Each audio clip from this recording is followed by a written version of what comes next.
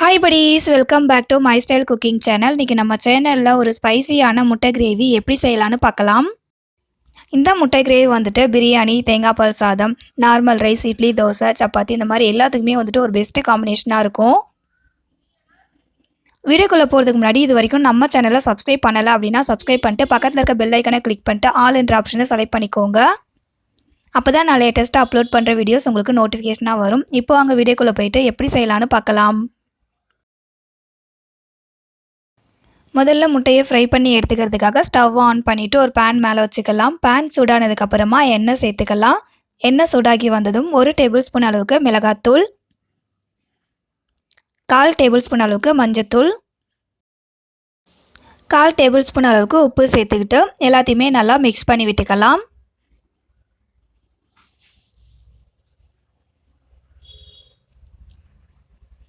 எல்லாம் நல்லா மிக்ஸ் ஆகி வந்ததுக்கப்புறமா பாயில் பண்ணி எடுத்து வச்சுருக்க முட்டையை இதை போல் லைட்டாக சைடில் வந்துட்டு கட் பண்ணி விட்டுக்கலாம். இதே போல் எல்லா முட்டையிலையுமே கட் பண்ணி விட்டதுக்கப்புறமா பேனில் சேர்த்துக்கிட்டு ஃப்ரை பண்ணிக்கலாம். முட்டையை ஃப்ரை பண்ணும்போது ஸ்டவ்வை லோ ஃப்ளேமில் வச்சு ஃப்ரை பண்ணிக்கோங்க. முட்டை எல்லாமே ஃப்ரை ஆகி வந்துடுச்சு. இப்போ இதை அப்படியே ஒரு பிளேட்டுக்கு மாற்றிட்டு அப்படியே வச்சிடலாம்.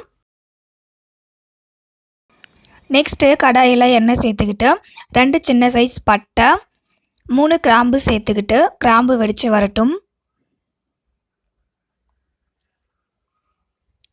கிராம்பு வெடித்து வந்ததும் கட் பண்ணி வச்சுருக்க வெங்காயத்தை சேர்த்துக்கிட்டு எண்ணெயில் நல்லா வதக்கி விட்டுக்கலாம். வெங்காயம் எண்ணெயில் வதங்கிட்டு இருக்கும்போதே கொஞ்சமாக கருவேப்பிலை சேர்த்துக்கிட்டு அதையும் வதக்கி விட்டுக்கலாம்.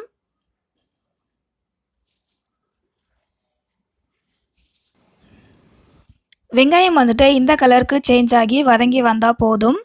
இப்போ அரைச்சி வச்சுருக்க தக்காளியை இது கூட சேர்த்துக்கிட்டு வதக்கி விட்டுக்கலாம்.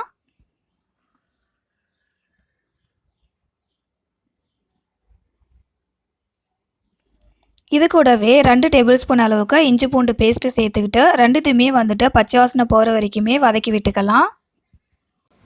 நம்ம சேர்த்துக்கிட்ட தக்காளி அதுக்கப்புறம் இஞ்சி பூண்டோடைய பச்சை வாசனை நல்லா போயிட்டு வதங்கி வந்துடுச்சு. இப்போ 2 டேபிள் ஸ்பூன் அளவுக்கு நான் கார மிளகாத்தூள் சேர்த்துக்கிறேன்.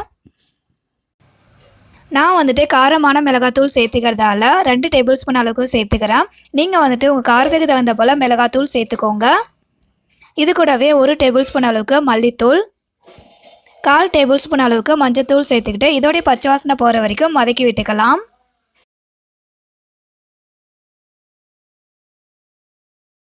மசாலாவுடைய பச்சை வாசனை போயிட்டு வதங்கி வந்ததும் 1 கப் அளவுக்கு தயிர் எடுத்துருக்கேன். அதையும் சேர்த்துக்கலாம். சேர்த்துக்கிட்டு எல்லாம் மிக்ஸ் ஆகி வர வரைக்கும் மிக்ஸ் பண்ணி விட்டுக்கலாம். இதே போல் நல்லா மிக்ஸ் ஆகி வந்ததுக்கப்புறமா 2 நிமிஷத்துக்கு அப்படியே விட்டுடலாம். 2 நிமிஷம் ஆனதும் பார்த்திங்கன்னா இந்த மாதிரி எண்ணெய் மட்டும் தனியாக பிரிஞ்சு வர ஆரம்பிக்கும். இப்போ லைட்டாக மிக்ஸ் பண்ணி விட்டுட்டு தேவையான அளவுக்கு தண்ணி சேர்த்துக்கலாம். உங்களுக்கு கிரேவி எந்த அளவுக்கு வேணுமோ அந்த அளவுக்கு தண்ணி சேர்த்துக்கோங்க.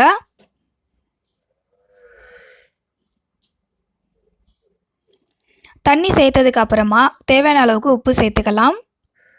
உப்பு சேர்த்துக்கிட்டு மிக்ஸ் பண்ணி விட்டுட்டு உப்பு அளவு கரெக்டாக இருக்கான்னு செக் பண்ணிக்கோங்க.